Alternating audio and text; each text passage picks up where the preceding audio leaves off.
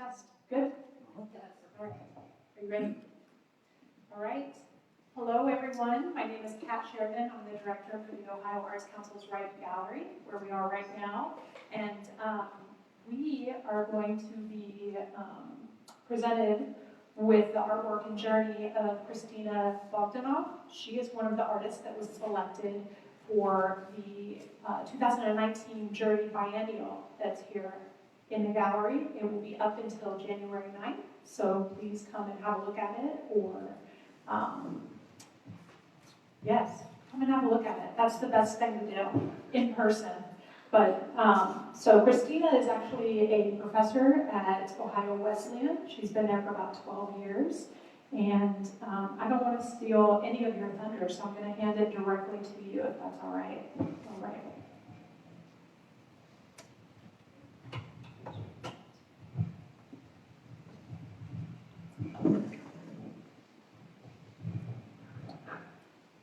So hopefully, You have to hold it. is this good? Can you hear me? Okay. Well, I want to thank you all for coming. It means a lot to me on many levels, personally and as a professional, to share my technique, my work, my thoughts. And so I hope you will enjoy this talk. And maybe to start off with explaining a little bit on my background, about my background and who am I. So as you can see, if I were ever to depict or pick a self-portrait image, that would be this tile here, which is, I'm a mom, I'm a mother, and a wife, and a sister, and a daughter, and a professor, and a friend, and so many roles in one person. And I'm sure that a lot of you have those roles or similar. And so I also, within all these roles, one thing that is not changing, one thing that's always present, is the role of an artist. I surprised my family, I think, when I said that I'm going to be an artist at a very young age. And I'm the first one in my family. And I sort of knew that as being a 3-year-old. And just a little story behind, because it's relevant to memory. So I'll go back to it. So the story goes, we just renovated our apartment. It was a tiny apartment in Niš. It's a southern, small city in Serbia, at the time former Yugoslavia. And we had an unusually long hallway, and my mother picked white wallpaper. And all the walls in our tiny apartment were in this white wallpaper with a slide texture. I very much well remember that. And I thought when I was in that hallway that something is missing, something is not right. And at the time, the only thing we had was a stable phone with a pencil holder and a note-taking, so that whoever calls, you can record that. Of course, I didn't know to write. I wasn't answering the phones. But it was an afternoon, and all I could do is reach for that pen that was there.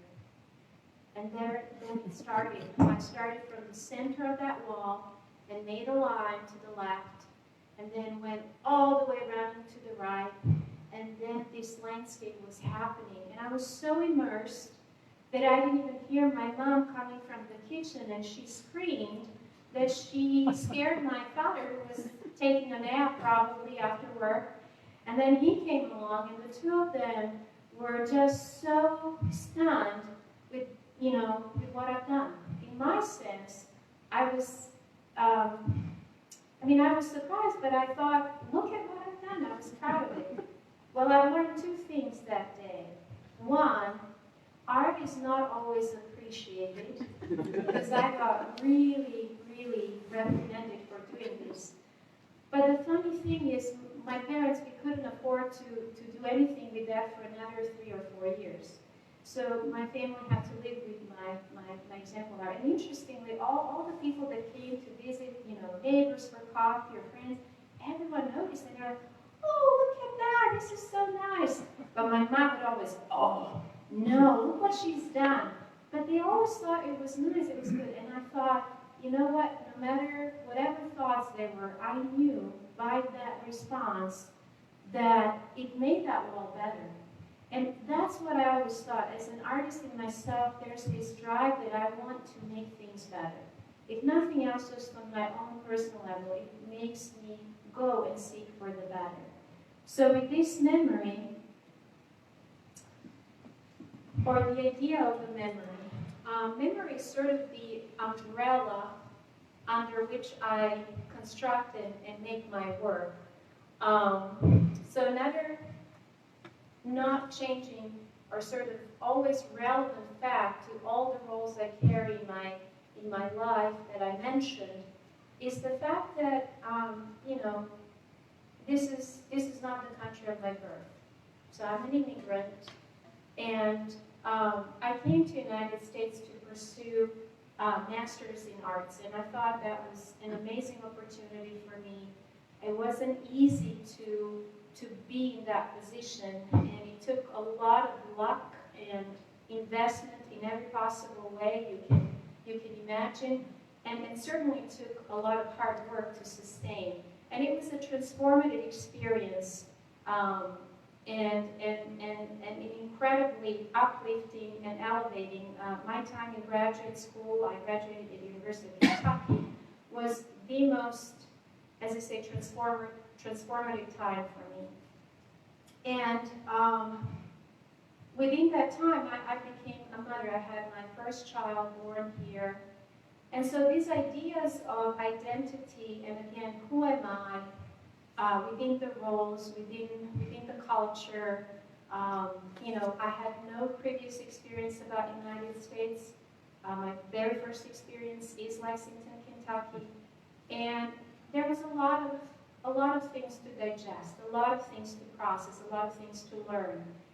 And within that, another thing that is relevant for anyone who was in that role to move from one place to another, whether it is just another state or another city or another continent, is that sense of the memory from that past place. So it became very hard for me to, as I realized that I may not be going back. I wasn't sure at the time. My husband and I were not sure that we would stay in the United States. In fact, it was very likely we were moving to Canada. But that was it. We were just not going back. We were just moving further, or, we were not designated in one place at that time.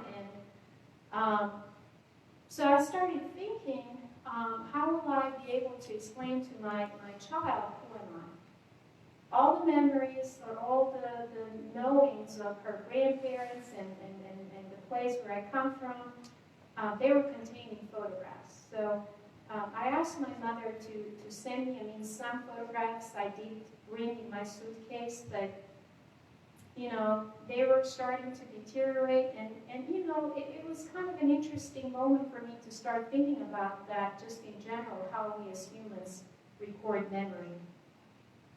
So this is a bit of a background to this piece. Also, we started traveling with my daughter, going back to native country of Serbia, and another obstacle or another moment for me to ponder was that at the airports we were always taken to the side because me and my husband had Serbian passports and my daughter had an American passport. And so there was this moment, this sort of notion, what are we doing?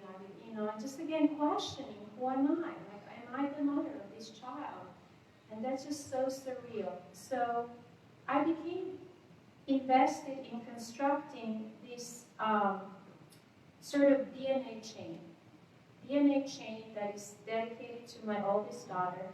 And so I carefully selected 23 photographs from my husband's family and then 23 photographs from my family. And they became the 46 building blocks. And interestingly, at the time when I started working that, I wasn't aware that you actually can see, and you can see now, it's called the karyotype, which is the image of your DNA. And it does look like blocks. So there's that play of the word, the building blocks. They do look like little squares that are repeating. So again, this piece was, in a sense, more intuitive and organic by the selection of the photographs. And there's some more enlarged. They're coming off the wall because I wanted them to be like a block. I mean, there was a specific idea for that. And then on the side, they had this relief because very much so the memory, our memory, the recording memory is very much so now relevant to virtual, to computers, right? So there was that link to making this building block as this petrified old object that's relevant to that idea that, you know, of how we now think of amazing memory of the virtual world. So that is on the sides as an element. And one thing I wasn't expecting at the time is when I installed the piece is that the casted shadows created this additional link, the way they're crossing and weaving the connection. But that was, as I say, in my sense, you can see even the image of my daughter as an ultrasound. So the images can go as far as the oldest image I have on this chain, I hope you know, is going all the way to 1914 from my grandparents, and then and then one image was as old as a day, and that was the last image I transferred for this. So it kind of has a time lapse of almost a century or more.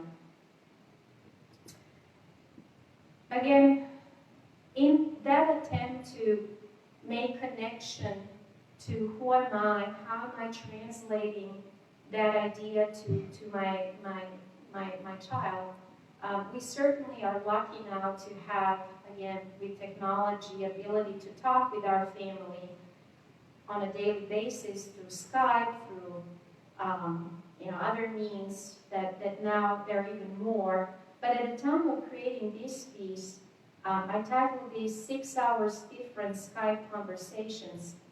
And so I would talk to my family quite often, and I realized that for the past 8 or more years, really my connection is more of that, more virtual.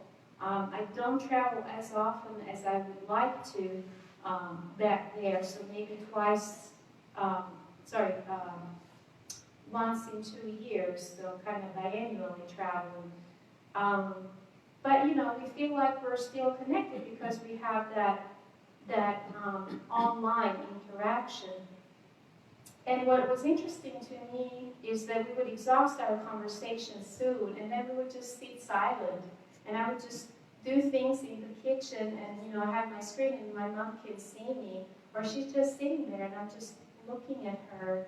And I would say, Mom, can I see your hands? And I was always obsessed with her hands because I couldn't touch them, so I started touching them on the screen.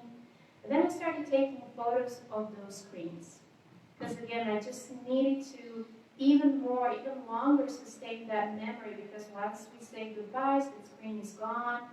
It's everything is gone. And so I started recording those, and those became stills that you see here, that I transferred with this technique that I do, photolithography.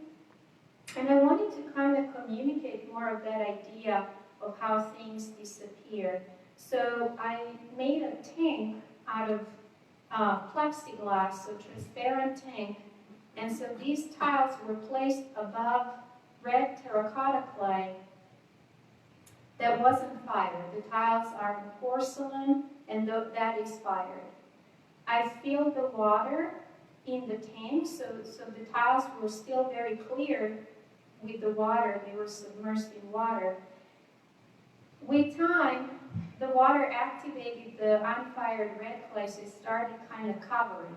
But it was also very sort of unpredictable, and it took a while. It took a week or two for even this still to occur. But by the end of the show, where they were exhibited, which was after a month, it was even more, to the point that you couldn't even see it. And so that to me was how I literally think of memory.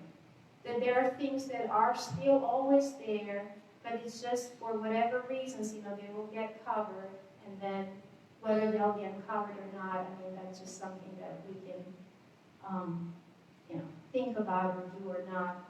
But it was very, for me, I guess I wanted to use even more of different materials, which in this case was raw clay and water, and to create this process, this sense to how I think, you know, memory works.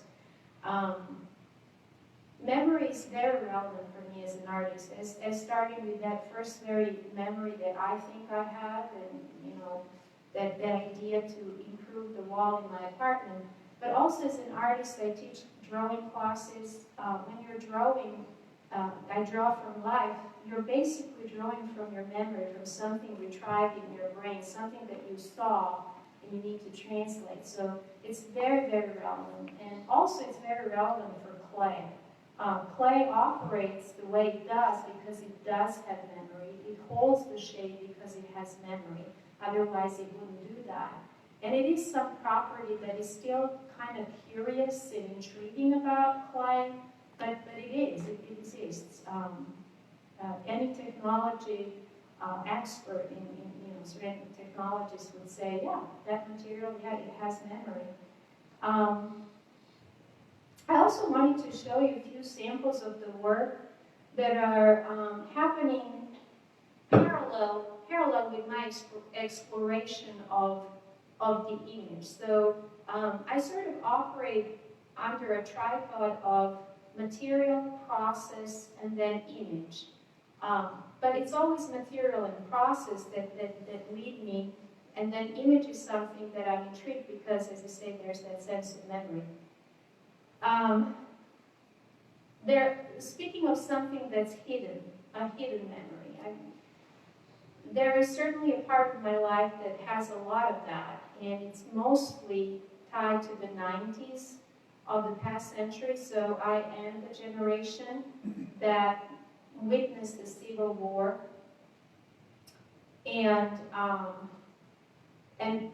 also went through the bombarding that occurred, the bombarding of Belgrade at the time. I was 20 years old.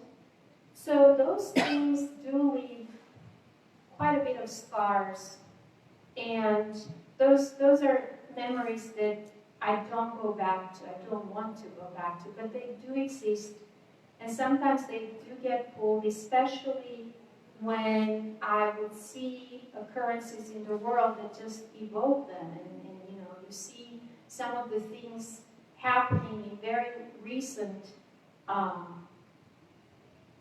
moments in time that are relevant to my memory. I recognize them, and you know, it causes this sorrow or anger or just this moment of, you know, what can I do on this one level? So that's where I go back to the work. Again, I may not improve the world, certainly no, but this is my way of reaching out. So I became intrigued by creating the idea of this memory, of this destruction that I witnessed. So there's no images because, well, first of all, I wasn't in a situation at the time to take any images then. You know, we didn't have cell phones at the time, and I don't have any images of that. So it really became more how material and process can work. And then, can I recognize that image? Can I recognize something that the object does that becomes an image in my head that I saw at those times of destruction?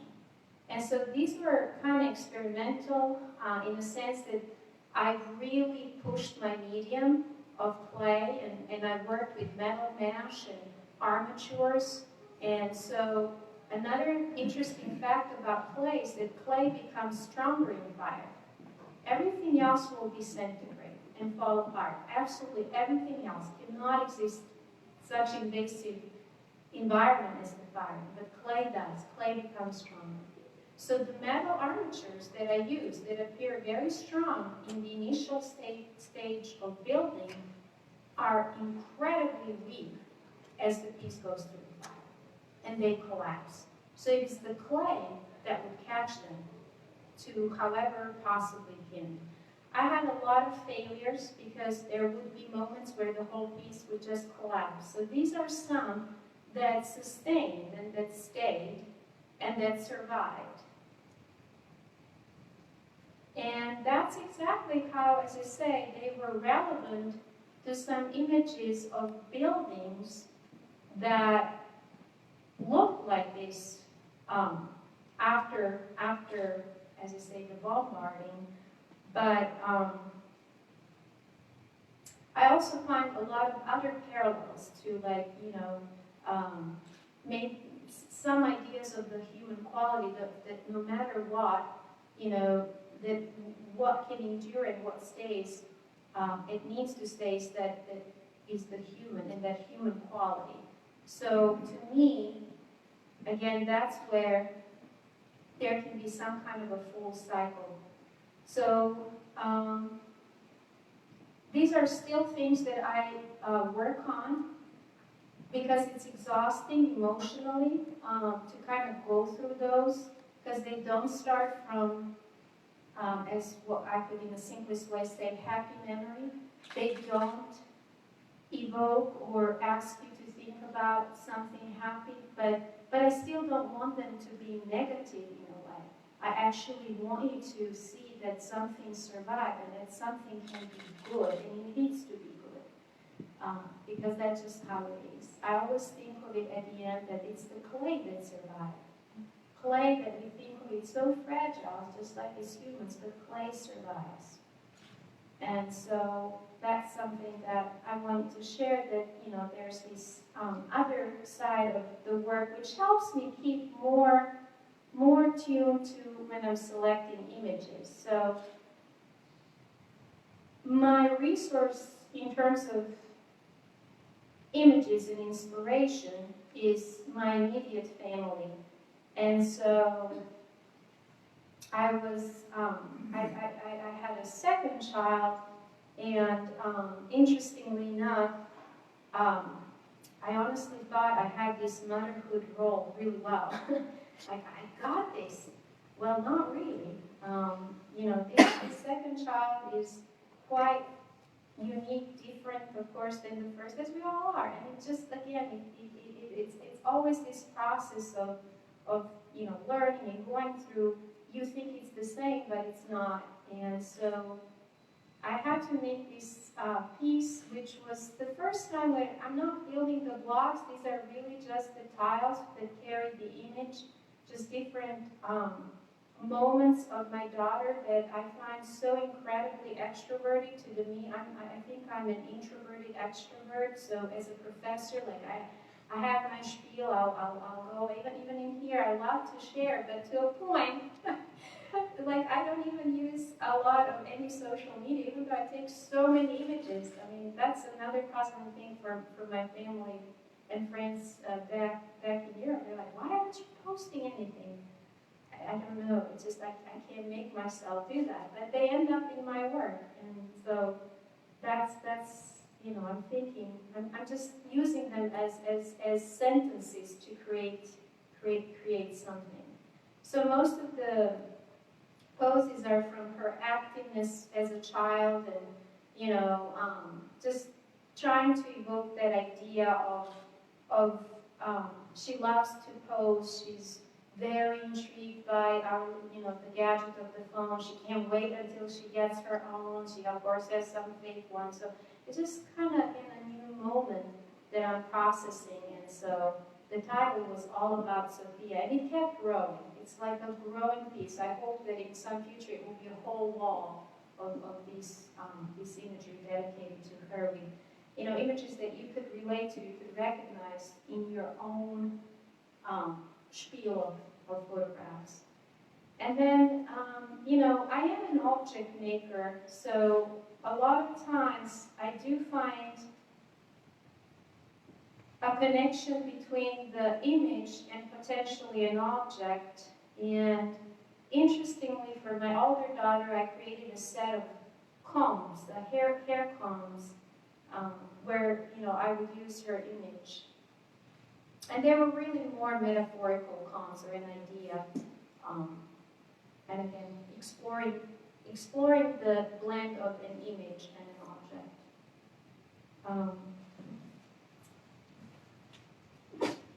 The latest work that I'm very much invested is something related to one of the most quiet moments in a daily life, so the moments of someone sleeping. So this is where the tile that is in this show came from this exploration in this series. So again, my immediate resource to these images are my family members, and what I'm drawn to achieving is really very formalizing the process or that image. So I can take, in all honesty, as many as 50 photographs of just one scene. And I'm trying to look at different angles, how would the textures within the blanket or the bed work with that angle, what is the position of the figures, what is the color schema. So I'm very much formalizing. It almost becomes a very intellectual process to the way I'm rendering this scene. And luckily, the participants are very still, although I've had a couple times that they wouldn't move, they don't know, but most times I was pretty fortunate in that I would have at least several minutes to kind of do this staging and sectioning. So it really becomes that foundation level exploration of just composition and the art elements, and I do enjoy that a lot. And then the technique comes in, and now I've been able to manipulate my technique in a sense that once it started, I could only transfer the image, so I wasn't playful with the color. Okay, that wasn't something that I could do. In fact, I thought that I can't do it. But with time, with many experiments, I actually was able to incorporate ceramic color and the glazes, and then it became that fun experimentation. So again, it has very formal qualities, it has some very technical qualities, and it's just this idea of building up with the right image. Certainly, as any of you, if you've ever worked with clay and ceramics, there are so many stages. You make something, and then it has to be fired, and then it has to be glazed, or it doesn't have to, but usually that's the way you're thinking, okay, I'm going to glaze. And that would be the scary part, because the glazes can change a lot. They can dramatically influence your piece. And a lot of times that's the moment when people get quite unhappy. And I've had colors change after the last fire and with the glaze on the top, and kind of influence the image. And I have to think about, is it a good influence or not? And there were a lot of times where I had to just say, no, it's not, and I have to go back and do everything again. So this is the tile, again, from that series, Asleep. I'm not too super creative, but in the title, but for me, I just, as I say, I'm excited when I see this image, because, as I say, it needs to operate on several levels. For me, it is personal, because I know who the figure is, but I do enjoy those triangles and that red blanket that was there that evoked that first response. It just, I saw Van Eyck's portrait of a man with a red turban, and that figure, I just could, again, it evoked something from my memory, something exciting, something that, is the invitation to keep further. And then the scheme of colors of using purples and pinks, and then there's a bit of a graphic quality on the pajamas.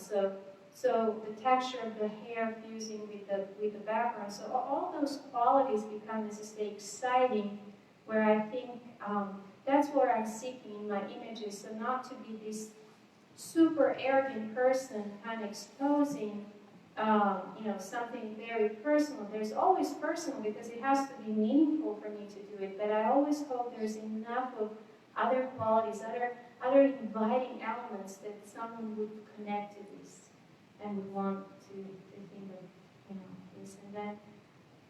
Another image that, interestingly, also a later work where I am starting to see the potentials and I'm starting to use, again, imagery that come from my family, but they almost become a statement. They kind of start becoming my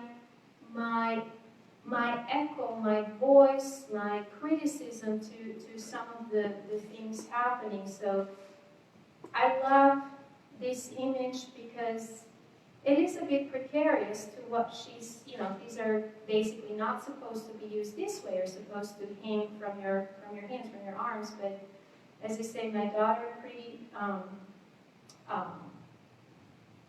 like free spirit, like she climbed on it, she was up in the air, she looks like a superhero in some senses, taking off, and there was a fence that existed, but I kind of like that it's subdued, so it just has this idea of, to me, some kind of a very innocent but yet very powerful sense of being loose and free and going for it.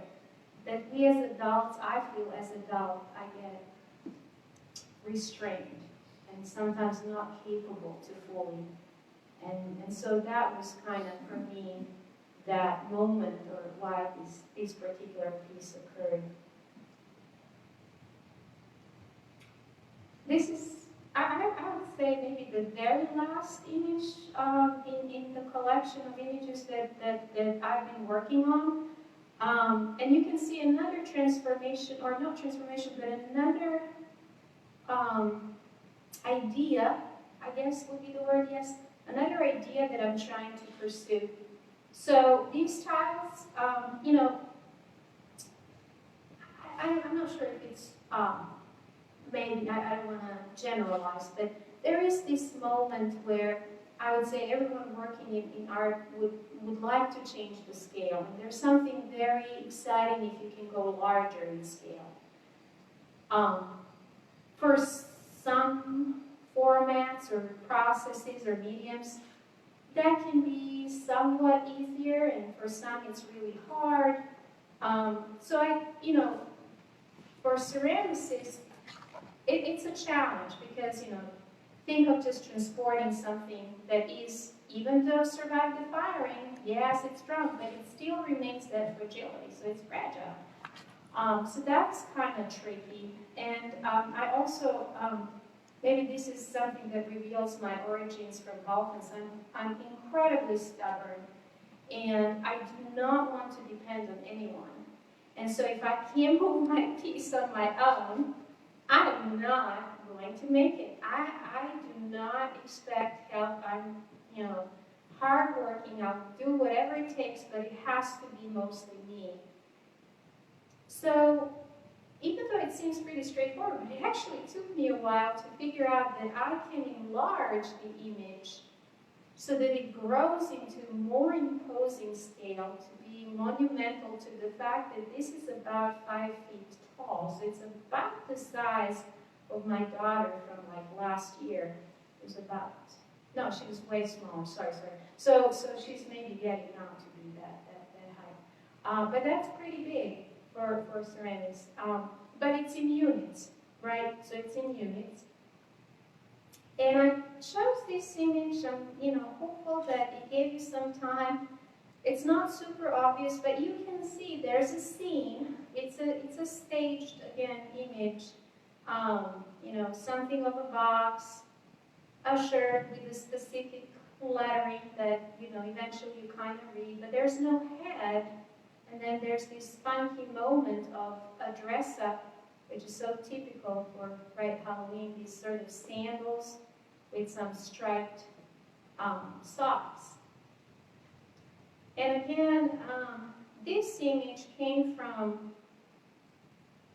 honestly, it just kind of was very raw and authentic as it happened, because I was playing hide and seek with my daughter, and she took a phone and started taking pictures as running away from me once I found her. So I took a phone And then I started taking pictures, and then at one point she posed like this. So the picture kind of came out not super planned out, but it was intriguing. It was intriguing. Let me just tell you, there was a bunch of pictures from that series that were, of course, erased because they were just very, very awkward and in movement and blurry and just, you know. So this was sustained because there was something that I felt it was almost like a statement and that I was pondering about, and to the rights, and in this specific case, I'll be open, it was to the rights of women. And I'll leave it to that. I won't go too much into that, but, you know, that is pretty much a serious background for this piece. So the color schema, for the reason, is kind of staged and left to be dull and sort of dark. It evokes a print, which I like. I like that graphic quality. So it has some seriousness overlapped with this sort of most maybe joyful and fun holiday that we can have in this country, the trick-or-treating. But you know, for whom is the trick, is the question. So I just want to share a few slides revealing my process, or a little bit. In all honesty, I started with photolithography transfer in 2009, and it was with the collaboration with the student, and it was my very first. Well, actually, the collaboration with the students started in 2007 and 2008 as I started working at Ohio Wesleyan University. It took us a while to develop the technique, or to be more precise, to revive it. And then it was published in 2009, and this is a little snapshot from a national magazine on ceramics, pottery making, illustrated. So, you know, it's available. In a sense, there's a video made by ceramicsdaily.org. I was, you know, very much surprised, but also maybe not too much. I was glad that the technique resonated quite well with the world of ceramics and lately with the photography world, because it is an interesting process. So the way it works is very simple. The technique originates from a traditional printmaking. So if any of you had experience of transferring on litho stone and lithography, you wouldn't be surprised that you need to use gum arabic. And gum arabic is this substance that you set, as you can see on the glass table, and then your plate is not stone. Your plate is just a simple xeroscope. So any image that you can print off from, you know, the printer from, you know, at the store, post office, big, you know, your computer, but not inkjet, just the one that uses the powder ink, would work for this technique. So that's your plate. The key for this technique was to mix the ink, because guess what? There is no ceramic ink. That does not exist. So that was what took the most time for me and my student to figure out what can be the ceramic ink. We knew the ingredients, we just didn't know the ratio and you know, a couple other things in terms of the chemistry behind the ingredients we used, but we got it figured out, and we mixed it. So basically what you do is you coat the paper with ink, and then you're washing, as you see on the next slide, 7 and 8, you're washing with water. Now, because ink is oil-based, you'll not wash it away completely. You're only going to wash it from the white parts or lighter parts of your print. So in other words, oil and water do not mix. Because of gum arabic that you coated initially, gum arabic made the darker areas of your image sticky for the ink to grab. So you kind of go in this process of inking and washing to the point that you literally won't see that your image is coated enough with ink. You lift it off, you set it on clay as image 10. You block from the back just to make sure, kind of like a water toucher, just to ensure the transfer, and you peel it off. And you got your transfer. So it's a very low-tech technique. There's no decals, no super printer. It's actually also very safe in a sense of this image goes and is transferred under the glaze. So basically you'll seal the image with a coat of glaze going over. So it protects it quite well. Usually the images that you see on commercial mugs and so forth, they were transferred on the top of the glaze and fused at much lower temperatures. So this is just a little technical. So it becomes a very, very permanent image. And so that is, as I say, my exploration to wrap up with memory. Memory is vital to shaping us who we are. It's vital for clay. And so I'm excited to continuously research these images which are my memory, but I try to find links to some collective memory and, find that unification, if you will, and then they get petrified, which I think is funny at this time and age when everything is virtual. Who else is printing photos, even on paper? I mean, maybe, books and whatnot, but, this goes really even more, like you're going to put it in clay and seal it with a glaze. So it becomes very, very permanent, something that we tend to now think as not as super permanent. I don't know. So, hvala, which is thank you. And I would be glad to take any questions you may have.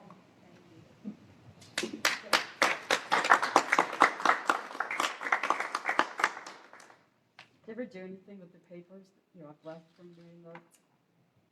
Yes, so I actually initially was collecting them and storing them. Unfortunately, first of all, since they use just a regular copier paper, that's not a super archival paper. Also, the fact that you use ink that has oil component in it, it deteriorates it even more. So with time, I do have some that I saved, and they are in an envelope, and maybe some that are 5 or more years ago, they become very sort of crusty, and I feel that if I lift them, like they just will break, and so unfortunately they don't survive as well. Or is the oil made of translucent? It did at the point of transfer, but then as the paper dried and some of that oil moisture does, I guess, go away, but not completely. They just kind of become, they go back to being opaque. Sort of like yours. Right, all about men. Yes. But it's a funny thing because, last time when I went home, I was kind of sorry as I talked with my mom, and I realized that was something, like a lot of the photographs we have, they're not kept as well, They're not even in albums, only a few. Mostly it's shoe boxes. So, and with time they just also started crinkling and so forth, so, again, that permanence and impermanence is kind of intriguing, so. Question. I know your work. You have been a great teacher and a great friend to me, but I haven't seen I've been away here. I have seen some of your big pieces, the one about the war in your country, and I know that they were very large. Where when you see them in photographs, you imagine they will be about this tall. Yeah. Can you please tell me and let everybody know how tall are in fact? Okay, so that's a great question. So let me just try to go back and I'll show you one thing related. This piece was a cylinder that was my height.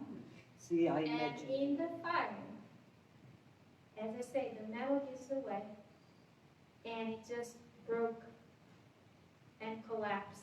So the only thing that came out was a lower part of it. So that's just how it literally sagged in the center and collapsed. This one here was a little modified. This was, believe it or not, you can see how compressed this piece is. So I decided, I thought, okay, they don't go in a vertical. How about I fire them on the side?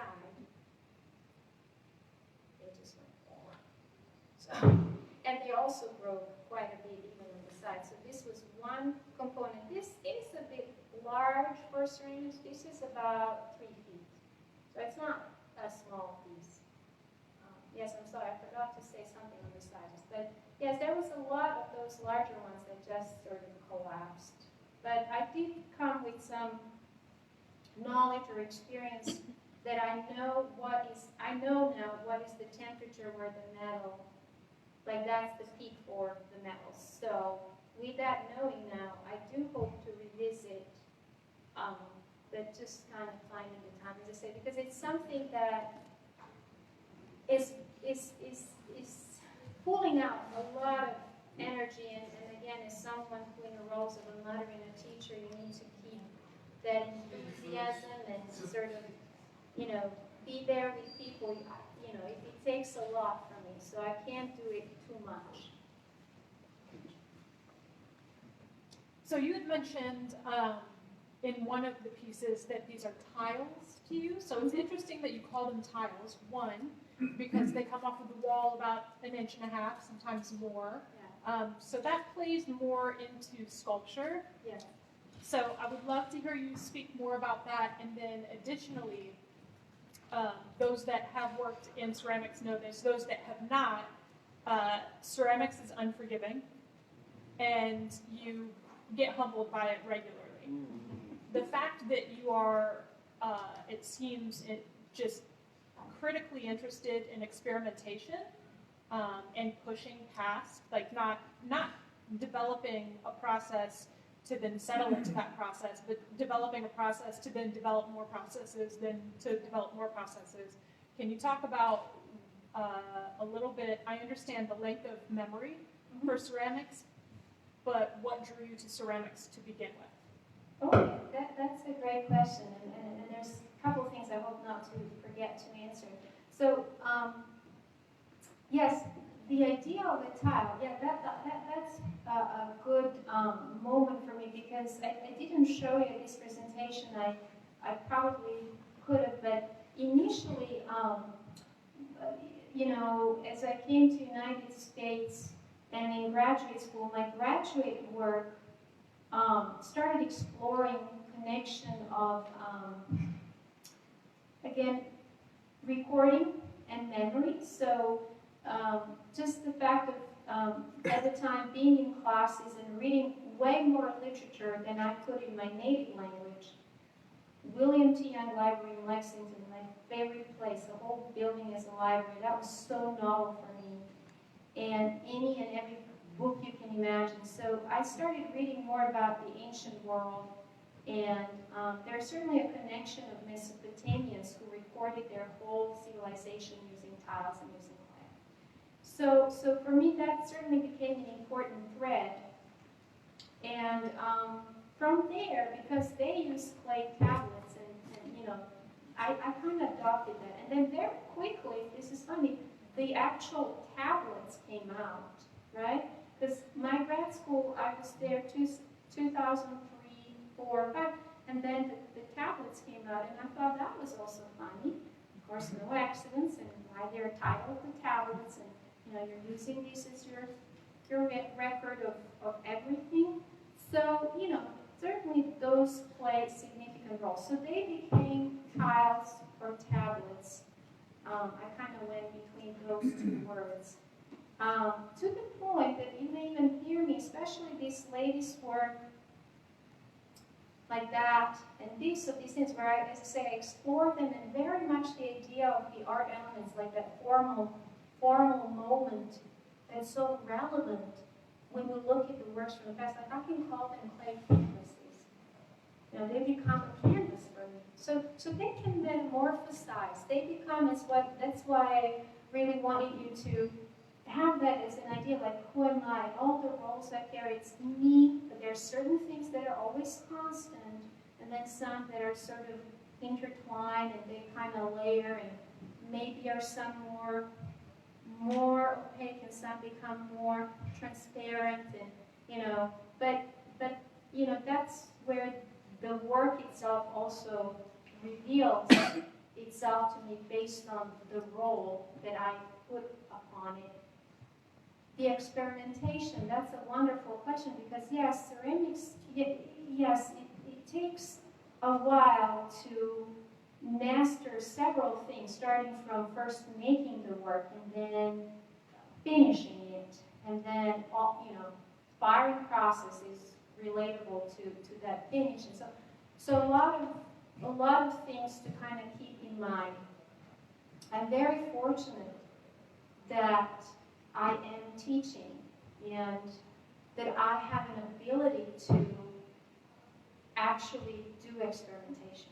I'm not obliged to, let's say, be a production potter or something on the lines, like I have to make something that sort of would sustain me. And so this is really a luxury, a privilege that I have as someone who teaches, that I can exercise a bit more and stretch my medium and experiment and push it to some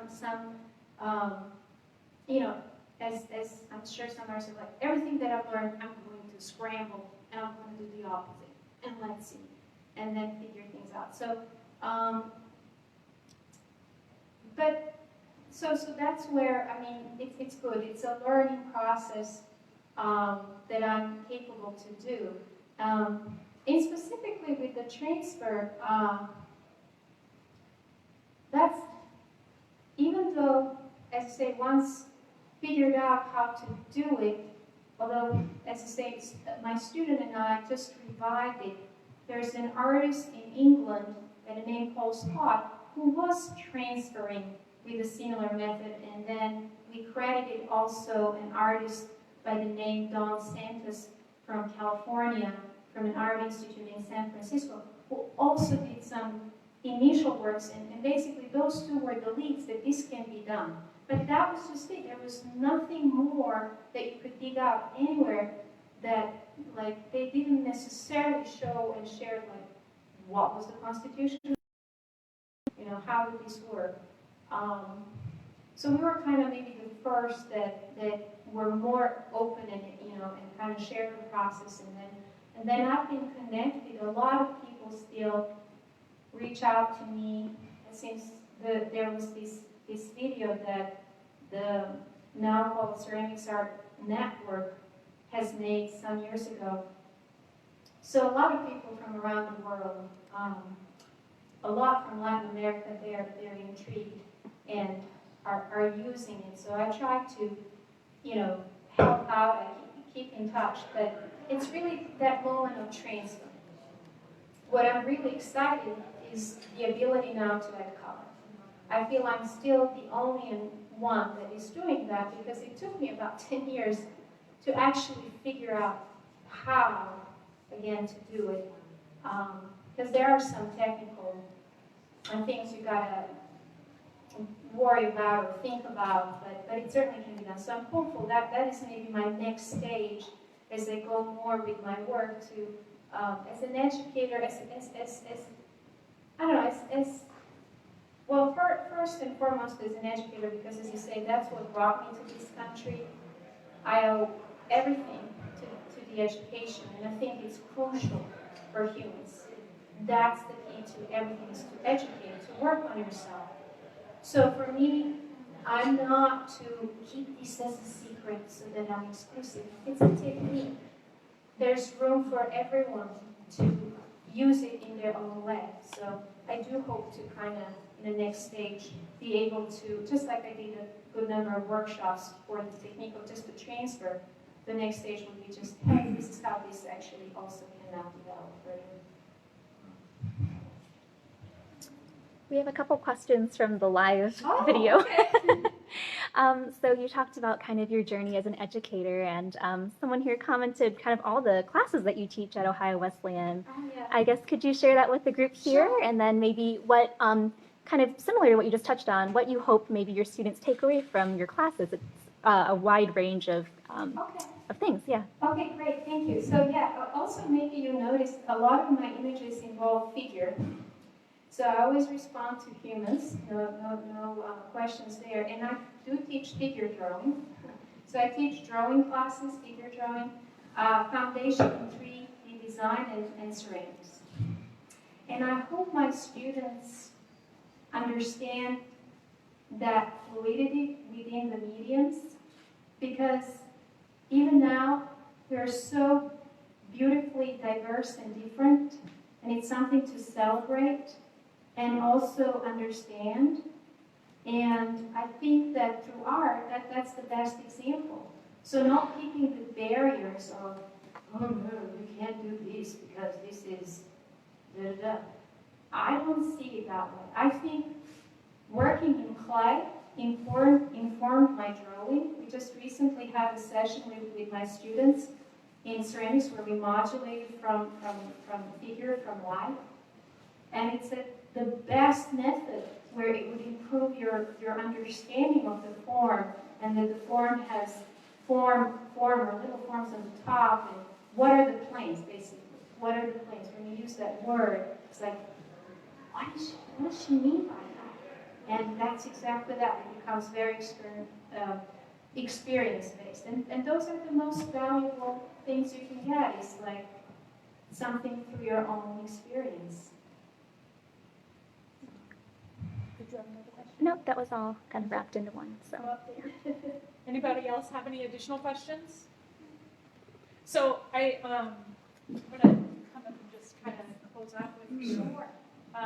So I think some key things that folks should really think about when looking at your work is that you're talking about recorded memory and the play between the ephemeral and the physical. Yes.